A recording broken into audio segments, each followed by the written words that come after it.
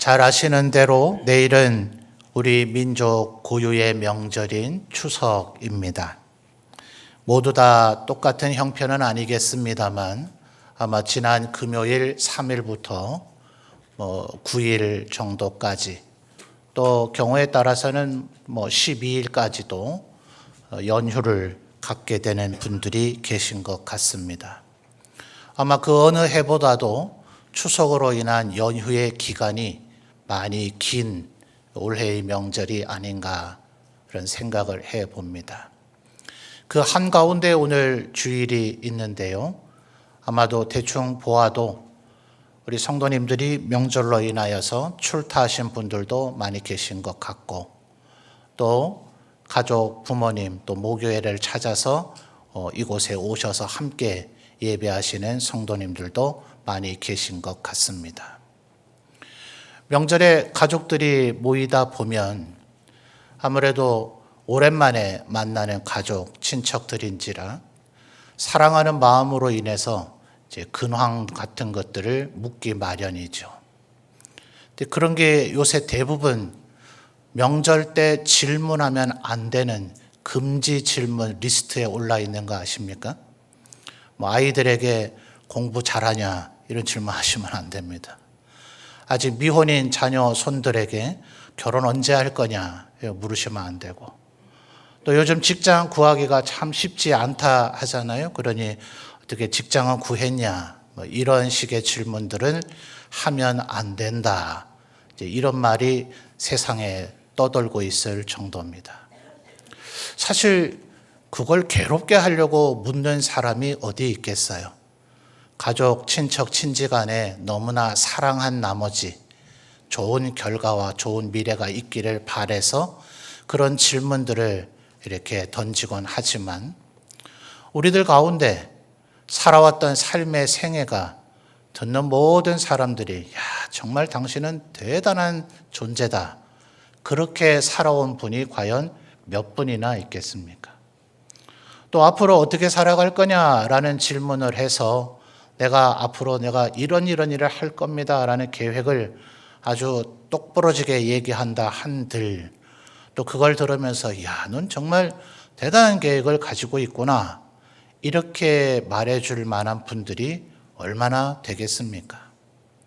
사실 우리의 삶이 인생이라는 것이 참 녹록지 않지 않습니까? 살아가면 살아갈수록 내 마음대로 내 뜻대로 내 계획대로 되는 것이 거의 없다는 것을 오히려 깨닫게 되는 것이 인생이 아닌가 그런 생각을 해보게 되기도 합니다. 그러다 보니 질문을 하는 분은 정말 사랑과 애정을 담아서 한 질문이지만 그 질문이 오히려 우리를 힘들게 하게 만들기도 하는 그런 형편인 것 같아요. 그러다 보니 자칫 잘못하면 명절이 오히려 사람들을 더 우울하게 만들고 오히려 오랜만에 만난 가족 친지가 다툼을 하게 되는 일도 있다는 안타까운 뉴스 기사들을 보게 되기도 합니다. 이럴 때 우리는 명절을 어떻게 보내는 것이 가장 지혜로운 모습일까? 이 성경에 나타나 있는 사람을 모델로 해서 한번 살펴보려고 합니다. 오늘 우리가 1장 20절, 21절을 읽었는데요. 여러분 제가 아까 봉독해 드렸습니다만 우리 성도님들이 20절 다시 한번 읽어봐 주실까요? 시작.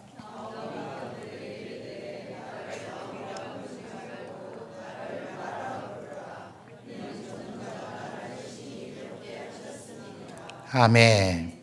이 나옴이라 하는 사람이 베들레헴이 고향이었죠. 그런데 형편에 따라서 모압 땅에 가서 살다가 아주 오랜 세월이 지난 후에 베들레헴으로 돌아왔습니다. 아마 세월의 풍파가 심했는지 나오미인지 아닌지 옛날에 알던 사람들이 좀 혼동이 된 것 같아요. 그래서 19절 하반절을 보면 나오미를 보고 뭐라 그럽니까? 이가 나오미냐?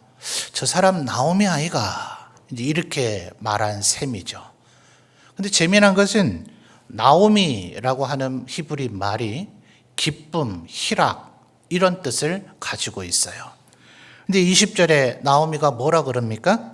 나를 나오미라 부르지 말고 뭐라 부르라고요? 마라라고 부르랍니다.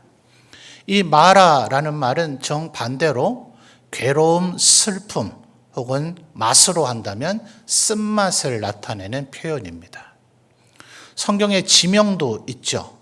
이스라엘 백성들이 출애굽한 지 얼마 안 됐을 때 샘을 발견했는데 아마도 신학자들은 염분기가 많아서 그렇지 않았겠나 이렇게 논평을 하는데요. 짠맛의 농도가 너무 심해지면 그것을 인간이 쓴맛으로 느끼게 된답니다. 그래서 너무나 쓰다. 그래서 그곳 이름을 마라라고 불렀다라는 얘기까지 나올 정도입니다. 그러니 도대체 이분은 무슨 고생과 어려움을 겪었길래 나를 나옴이라 부르지 말고 마라라고 부르라고 했을까요? 또 20절 하반절을 보면 그게 누구 때문이라고 얘기합니까? 이는 전능자가 나를 심히 괴롭게 하셨다. 여기서 말한 전능자가 누구죠? 하나님을 지칭하는 표현이에요. 21절을 보면 관련된 표현이 무려 3번이나 더 나옵니다. 자, 21절도 또 다시 한번 읽어볼까요? 그것을 염두에 두고 말입니다. 누가 나를 마라가 되게 만들었는가? 21절 읽어주세요. 시작.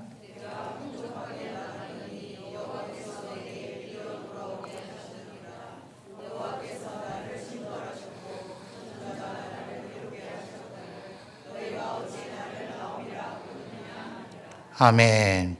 자, 3번 나오죠? 내가 풍족하게 나갔더니 누가요?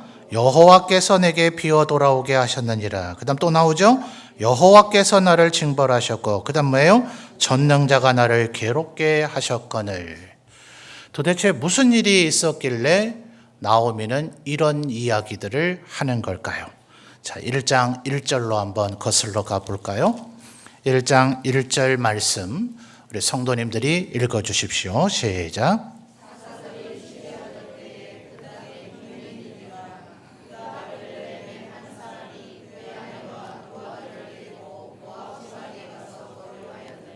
아멘. 자, 1장 1절에 이 나오미의 출발지, 출생지, 고향이 어딘지가 나타나죠. 어디라고요? 베들레헴. 자, 여러분 베들레헴 하면 기억나는 게 있지 않습니까? 누가 중요한 분이 또 여기서 태어나셨죠? 누구시죠? 예수님. 그죠? 바로 이분들이 엘리멜렉, 나오미, 그리고 나오미의 며느리 룻, 그리고 룻을 다시 취해서 결혼하게 되는 보아스, 이들이 전부 다 다윗 왕과 예수님의 조상들입니다. 이때로부터 유다 지파, 다윗의 집안은 이 베들레헴이 근거지인데요. 이 베들레헴이라는 지명 이름이 참 재미있어요. 여러분, 야곱이 아버지하고 형을 속여서 외삼촌 라반의 집으로 도망가다가 첫날 밤에 꿈을 꾸게 되죠. 그곳에서 하나님을 만나요. 그래서 이곳이 하나님의 집이구나 해서 그곳을 뭐라고 부릅니까? 벳엘이에요. 이게 벳이 집이란 뜻입니다. 엘이 이스라엘, 엘리야 이렇게 할 때 바로 엘로힘 하나님을 줄여서 엘 이렇게 부르거든요. 그래서 벳엘 그러면 하나님의 집이에요. 그럼 벳레헴 이렇게 하면 뭐가 될까요? 빵집, 떡집 이런 의미예요. 자, 예수님께서 오셔서 뭐라 그러셨어요? 내가 곧 생명의 떡이다. 참 재미난 표현이시죠. 생명의 떡 대신 예수님께서 바로 그 떡집 혹은 빵집이라 할 베들레헴이 고향이시고 거기서 태어나셨단 말입니다. 일종의 비유가 되는 거죠. 그리고 도대체 여기를 왜 베들레헴이라 불렀을까? 우리나라도 지명들이 그런 거 많죠. 소나무가 많이 있는 동네면 송림 이런 지명 많습니다. 밤나무가 많이 심어져 있으면 율곡 이런 지명들이 있죠. 그래서 이것이 어느 나라에나 있는 습성이기 때문에 신학자들은 아마도 이곳이 밀과 보리가 많이 생산되는 지역이 아니었겠는가. 그러다 보니 그 밀을 가루로 만들 방앗간, 재분소가 있어야 되겠죠. 그런 시설들이 있다 보면 아마 더러는 빵을 구워서 팔기도 했을 것이다. 그래서 베들레헴이라고 불려지게 되지 않았을까? 신학자들이 그렇게 추론하는 겁니다. 왜냐하면 언제부터 베들레헴이라고 불렸는지 모르고 지금이 어디쯤이 베들레헴이라는 건 알지만 그때로부터 수천 년이 지나서 지금 형편과 환경들이 많이 달라졌기 때문에 지금보다는 아마 고대에는 그렇지 않았겠는가. 자, 그런데 이곳에 무엇이 생겼다고요? 1절을 다시 보시면 사사들이 치리하던 때에 그 땅에 뭐가 들었어요? 흉년이 들었다고요. 자, 여러분, 흉년은 어떻게 오게 됩니까? 우리 집은 흉년, 옆집은 풍년, 이런 게 가능하나요? 그렇지 않죠. 한 동네, 한 도시 혹은 한 마을, 아예 한 지역, 한 지방 전체를 쓸고 가는 게 흉년 아니면 풍년이죠. 아마 대부분의 흉년은 가뭄이나 이스라엘은 특별히 메뚜기 떼가 쓸고 지나가면 농사 망칩니다. 그래서 아마 그런 일들이 일어나지 않았겠는가. 그러면 이건 한 집만 그렇게 되는 게 아니라 동네 전체가 흉년이 들게 된단 말이죠. 그런데 성경 어디를 봐도 이 엘리멜렉과 나오미 집안 외의 사람들이 베들레헴을 버리고 1절 하반절에 어디요? 모압 지방으로 갔다는 얘기를 찾아볼 길이 없어요. 여러분, 우리야 형편 따라 이사 마음대로 가도 되죠. 아까 21절에 뭐라고 표현했다고요? 내가 어떻게 나갔다고요? 풍족하게 나갔다. 아마 가장 상식적인 생각을 한 것 같아요. 여기는 흉년 들어서 양식 없고 우리 집만 양식 없는 게 아니라 온 동네가 양식 없으니 여기 있다가는 굶어 죽기 딱 좋다. 그러니 이 땅을 팔아서 양식이 많이 있는 도시로라도 이사를 가야 되겠다. 오늘날 같으면 아주 상식적인 대응이고 너무나 지혜로운 판단일 수 있습니다. 그런데 여러분, 이스라엘 사람들은 이러면 됩니까? 안 됩니까? 안 되죠? 하나님께서 이들을 애굽에서 출애굽시켜서 시내산에서 10계명을 주실 때에 1계명을 말씀하기 전부터 강조하시는 것이 내가 너희를 애굽 땅 종되었던 집에서 불러낸 너희 하나님 여호와다.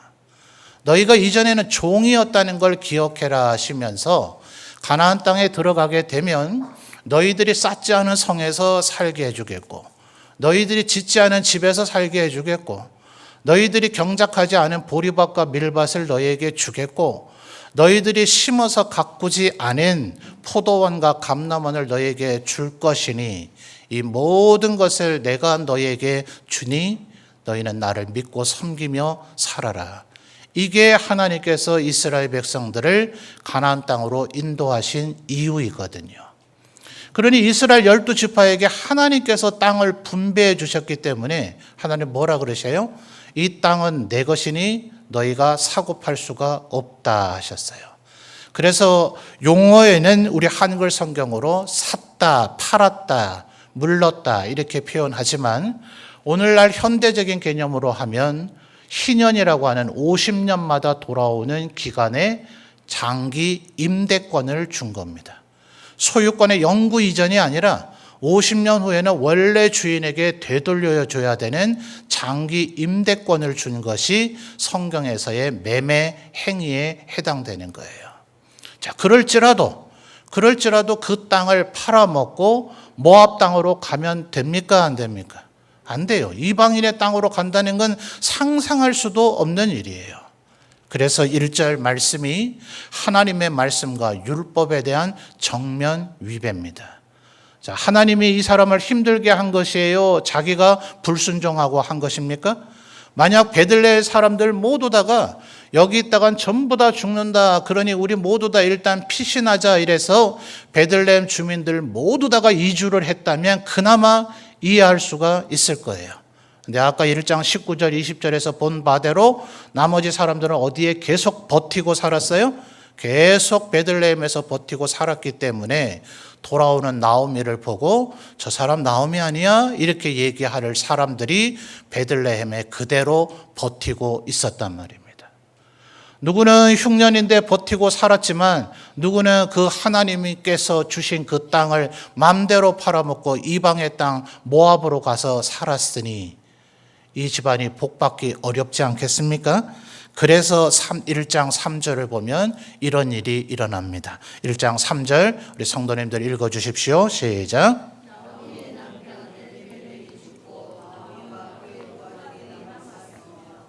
아멘. 자, 사람들이 질병에 걸리거나 죽음을 당하는 것이 모두 다 죄와 형벌의 이유다 이렇게 단정 지을 수는 없어요. 그런데 1절에서 지금 모압 지방에 가서 살았다 하고 2절 하반절에 모압 지방에 들어가서 거기 살더니 하고 나서 그 다음 나오는 바로 첫 얘기가 엘리멜렉이 죽었다. 뜬금없죠? 도대체 왜 죽었는지, 모압 땅에 들어간 지 얼마 만에 죽었는지 우리에게 전혀 얘기해 주지 않아요. 얼마나 충격이 되었겠습니까? 이쯤 충격이 되면 친정이나 친족, 시댁이든 친정이든 친족을 찾아 되돌아올 만도 한데 나오미는 그렇게 하지 않고 4절에 엉뚱한 행동을 합니다. 4절 이어서 읽어볼까요? 시작.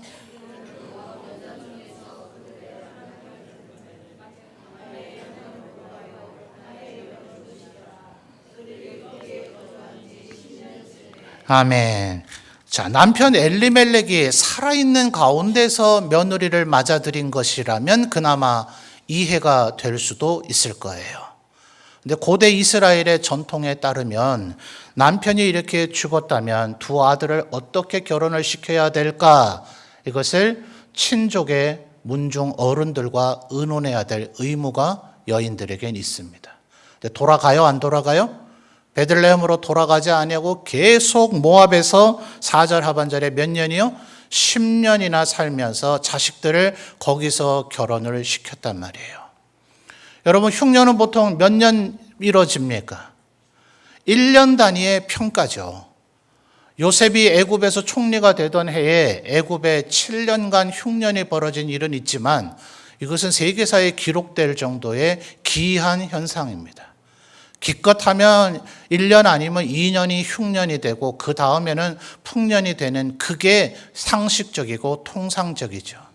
그러니 그 다음에 바로 되돌아오지 않았다, 요거는 우리가 이해가 되더라도 4절 하반절에 몇 년이요?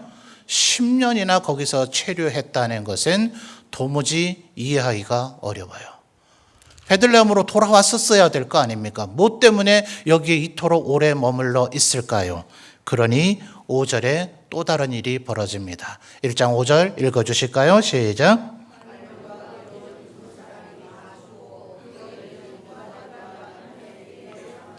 아멘.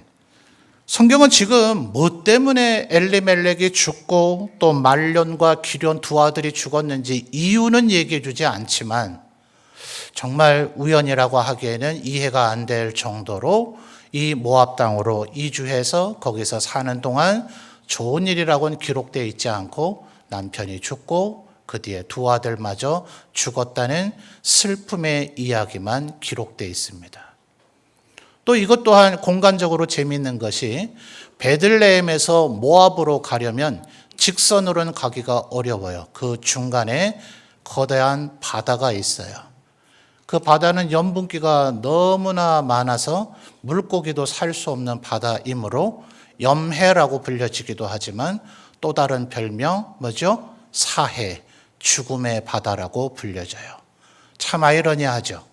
떡집, 생명을 주는 떡집을 떠나서 죽음의 바다를 가로질러 모압 땅에 갔더니 남편도 죽고 아들들도 죽는 비극이 이 집안에 벌어졌더라 하는 겁니다. 자, 여러분, 어디에도 하나님께서 나오미를 괴롭게 했다는 근거가 있습니까? 없죠. 지금 20절과 21절에 전능자가 나를 괴롭게 했다. 또 하나님께서 나를 여호와께서 비워 돌아오게 하셨다. 여호와께서 나를 징벌하셨고 전능자가 나를 괴롭게 하셨다 했지만 하나님께서 나오미에게 너 여기 베들레헴에 있다가는 죽으니 어서 신속하게 땅을 팔아 모압 땅으로 가라고 한 번이라도 권유하신 적이 있냐고요. 하나님의 말씀에 의해서 엄격하게 금지되어 있던 것인데 이방 여인들과 결혼하는 것 또한 하나님께서 엄히 금하셨던 것인데 나오미의 인생 전체를 보면 성경에 기록된 정보로 우리에게 제공되는 것으로는 불순종으로만 가득 차 있더라 하는 겁니다. 중간에 멈췄으면 얼마나 좋을까요? 땅을 팔아서 모압 땅을 갔더라도 거기서 양식 얼른 사서 그리고 베들레헴으로 다시 돌아왔으면 자, 그 땅은 팔았을지라도 살던 집은 남아있을 거 아닙니까? 땅값 판 그 돈으로 양식을 넉넉히 사왔으면 될 일 아닐까요? 그렇게 하지 않냐고 남편이 죽은 후에 그것이 꼭 죄의 원인과 결과라고 볼 수는 없지만 부정적이고 슬픈 일이 벌어졌으니 하나님의 경고로 여겨서 그때 돌아왔으면 그 뒤의 인생은 혹시 달라졌지 않았을까요? 어쩌면 우리 인생들은 내가 내 임의대로 내 마음대로 내 하고 싶은 대로 해놓고 그 뒤에 벌어진 결과를 하나님께 책임을 돌리거나 또 혹은 중간에 멈췄으면 좋았을 것을 정말 바닥을 친다 하는 표현이 있는 것처럼 최악의 상황이 되고 나서야 모압에서 터닝 포인트로 베들레헴으로 돌아가는 결정을 하는 예가 얼마나 많더냐 하는 거예요. 그러니 참 나오미 가련하고 딱한 여인 맞죠? 그러니 자기 입으로 나를 나오미라 부르지 마라, 마라라고 불러라 이렇게 말할 법하다는 게 이해가 되지 않습니까? 그런데 또 다른 전혀 다른 나오미의 모습이 있어요. 이 나오미가 베들레헴으로 돌아오려고 이제 결심을 하면서 모압 여인인 두 며느리 오르바와 룻에게 너는 너의 친정으로 되돌아가라고 얘기합니다. 나 따라서 베들레헴으로 와 봐야 거기는 너희들에게는 또 이방의 땅이 될 터이니 거기 따라와도 남편도 없고 내가 남편감을 만들어 줄 수도 없는 형편이니 친정으로 돌아가라 하니 오르바는 되돌아갑니다. 그런데 룻은 되돌아가지 않고 16절을 보면 뜬금없는 이야기를 합니다. 16절 우리 성도님들이 또 한번 읽어봐 주실까요? 시작.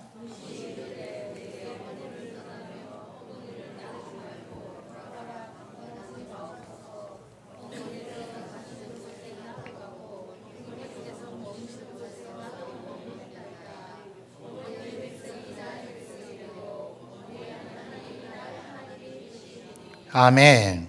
모든 말이 의미가 있고 가치가 있습니다만 제일 마지막 표현을 한번 주목해 보십시오. 뭐라고 얘기했습니까? 어머니의 하나님이 나의 하나님이 되시리니. 도대체 이 모압 여인 룻은 하나님을 어떻게 알게 되었을까요? 1장 1절이 지금 이 시대가 어느 시대라 했습니까? 사사 시대라고 얘기를 했으니 모세 여호수아가 돌아가신 지 얼마 안 됐어요. 그러니 시내산에서 십계명을 받아 거기에서 성막을 만들라 하는 지시에 따라서 지금은 성막밖에 없습니다. 그리고 모세가 기록한 모세오경과 그리고 여호수아서밖에 없었다고 보는 게 맞는 시대입니다. 자, 이 성막이 어디에 있어요?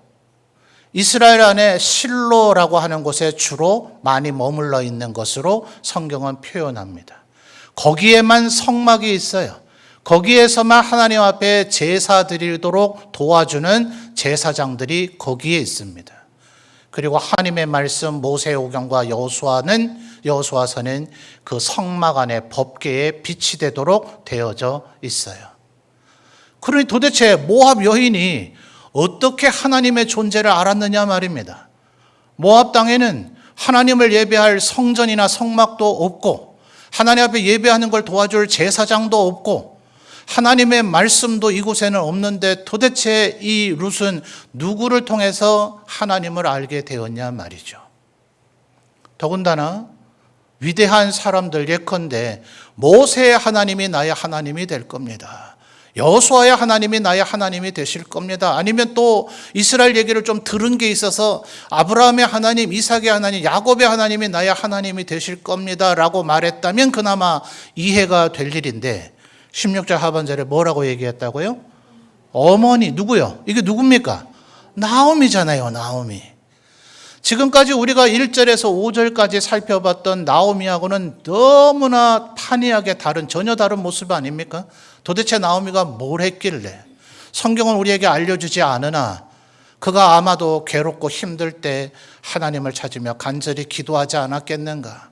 혹시 이 시대에도 찬송이 있었는가 잘 알 길은 없지만 아마 하나님 앞에 찬송을 부르지 않았겠는가? 도대체 뭘 어찌 했는지는 모르지만 룻은 모세나 여호수아의 하나님이 아니라 나오미의 하나님, 나의 어머니의 하나님이 나의 하나님이 되실 것입니다 라고 얘기를 했다는 거예요. 좀 우스갯소리 같은 얘기를 하면 우리나라도 여자분들 시댁을 그렇게 안 좋아한다면서요. 시댁이 너무 안 좋아서 시편도 안 읽으신다면서요. 시자드 가면 싫다고. 계시록도 안 읽으실 거고.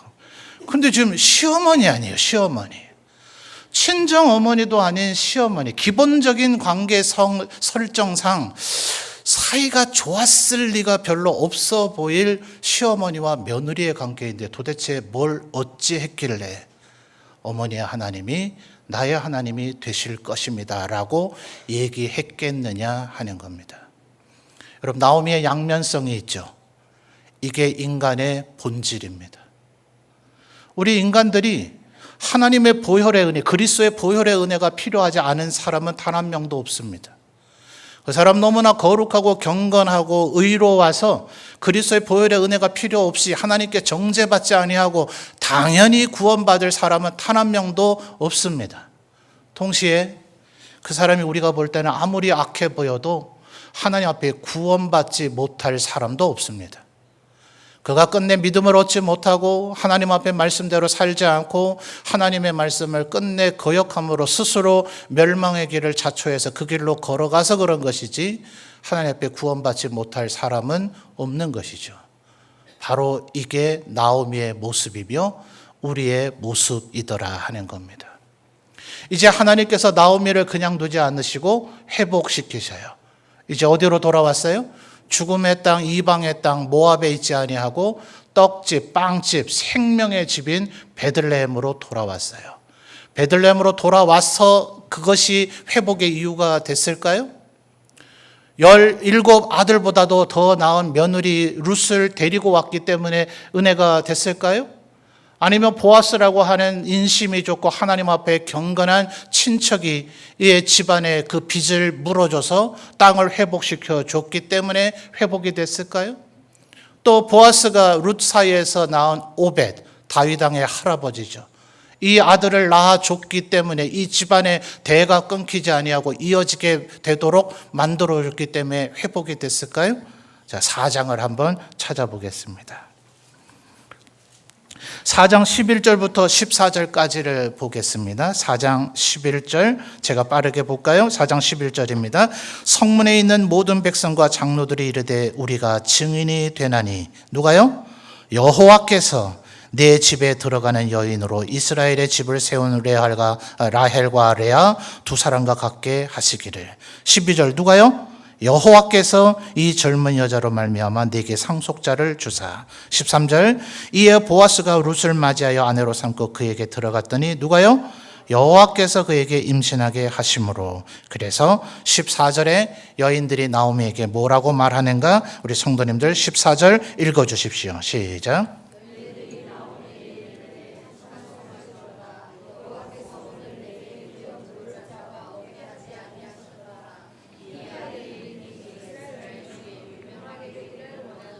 아멘. 자, 누가 나오미를 회복시켜 주셨습니까? 여호와께서. 베들레헴으로 돌아왔기 때문이 아니고요. 룻을 데리고 왔기 때문이 아니고요. 보아스가 도와줬기 때문이 아니고요. 이 집에 오벳이 태어났기 때문이 아니라 성경은 우리에게 말하기를 여호와께서 나오미를 회복시켜 주셨다는 거예요. 자, 오늘 우리가 읽었던 본문 말씀 다시 돌아와 볼까요? 마지막으로 나오미가 뭐라고 얘기했다고요? 20절에 나를 나오미라 부르지 말고 마라라고 부르라. 왜 그럴까요?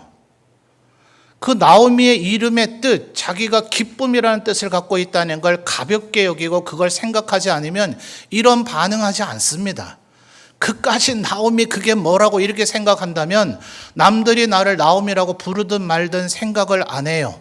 그런데 하나님께서 천지 만물을 창조하시고 아담에게 우리의 조상 아담 사람을 너무나 귀히 보셔서 네가 이름을 한번 정해보지 않으련 모든 만물에게 아담에게 이름을 짓게 하십니다. 시편에서도 말하기를 하나님은 우리에게 이름을 주시는도다. 우리를 이름 지으시는 아브람을 아브라함이 되게 하시고 사레를 사라가 되게 하시고 야곱을 이스라엘에 되게 하시는 이름을 바꾸시고 우리에게 이름을 주시는 이가 누구십니까? 하나님이십니다. 나오미는 자신의 인생이 비록 마라 같을지라도 하나님이 내게 주신 이름이 나오미인데 나는 원래 나오미로 살아야 되는데 하나님께서 나에게 나오미가 되도록 만들어 주실 것인데 지금 그렇지 않기 때문에 나를 나오미라 부르지 말고 마라라고 부르라고 한탄하고 있는 겁니다. 이 한탄 속에 나오미의 본뜻은 하나님 내게 나오미가 되게 하옵소서라는 간절한 염원이 그녀에게 담겨 있는 것입니다. 그러므로 하나님께서 우리를 어떤 존재로 여기셨는지를 잊지 않는다면 그리스도의 보혈의 은혜로 우리를 구속하셨습니다. 주님의 자녀 삼아 주셨습니다. 심지어 우리를 아내로 여기겠다고 하셨습니다. 심지어 하나님께서 우리를 아들이라 부르기를 부끄러워하지 않으시고 그리스도께서 우리를 형제라 부르기를 부끄러워하지 않으신다고 하셨습니다. 이 모든 것을 한마디로 한다면 주님이 우리를 기쁨 나옴이라 여기시는 것입니다.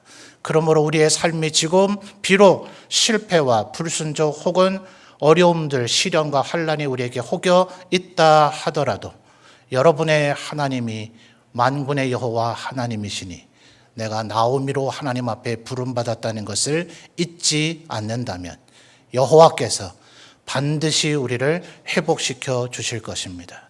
그래서 나오미의 기쁨이 회복이 되는데 우리말로 하면 나오미가 다시 기뻐하게 되었다이지만 히브리 말로 하면 나오미가 되었다라고 표현해야 하는 것입니다. 하나님께서 애초부터 나를 나오미가 되게 하셨다. 내가 나오미임을 잊지 않는다면 하나님께서 다시금 우리에게 은혜와 축복을 회복시켜 주실 줄 믿습니다. 내가 나오미임을 잊지 아니하고 살아가시는 우리 모든 성도들이 되시기를 주님의 이름으로 축원합니다.